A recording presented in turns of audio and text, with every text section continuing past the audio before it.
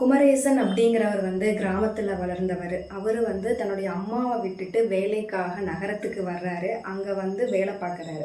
வேலை பார்த்துட்டு இருக்கும்போது அங்கே எதிர்பார்க்காத வண்ணம் சரோஜா அப்படிங்கிற ஒரு பெண்ணை பார்க்குறாரு.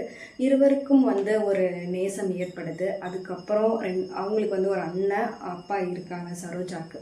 2 பேரும் காதல் மலருது. 2 பேரும் கல்யாணம் பண்ணிக்கிறாங்க. பண்ணிட்டு குமரேசன் தன்னுடைய சொந்த ஊருக்கு சரோஜாவை கூட்டிகிட்டு வர்றாரு. ஆசையோட கூட்டிகிட்டு வர்றாரு.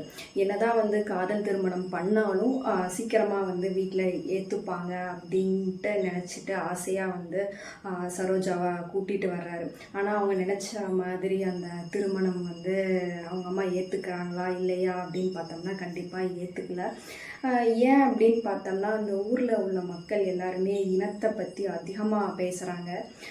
சரோஜா வர்ற வழியில் ஒருத்தரை பார்க்குறாரு. என்ன இந்த பொண்ணை பார்த்தா நம்ம இனத்து பொண்ணு மாதிரி இல்லை அப்படிங்கிற மாதிரியெல்லாம் நிறையா கேள்விகள் எழும்புது. வீட்டுக்கு வராங்க. அவங்க அம்மா ஒப்பாரி வைக்கிறாங்க. எப்போ பார்த்தாலும் அவங்க அம்மா ஒப்பாரி வச்சு சரோஜாவை அவரையும் திட்டிகிட்டே இருப்பாங்க. இதை பற்றியெல்லாம் சொல்கிற புக் தான் என்ன அப்படின்னு பார்த்தோம்னா பூக்குழி அப்படிங்கிற அந்த புத்தகம்.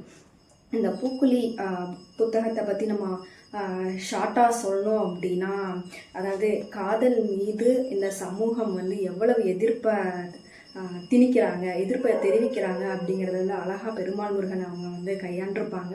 அது மட்டும் இல்லாமல் அதனால் ஏற்படுற வன்முறைகளுமே இந்த புக்கில் அவர் சொல்லியிருப்பார். இன்னொரு விஷயம் அப்படின்னா, இந்த சமூகத்தில் ஒரு இனத்தினால எவ்வளோ ஒடுக்குமுறைகள் இருக்குது அப்படிங்கிற சொன்ன புக் தான் பூக்குழி அப்படிங்கிற இந்த புத்தகம்.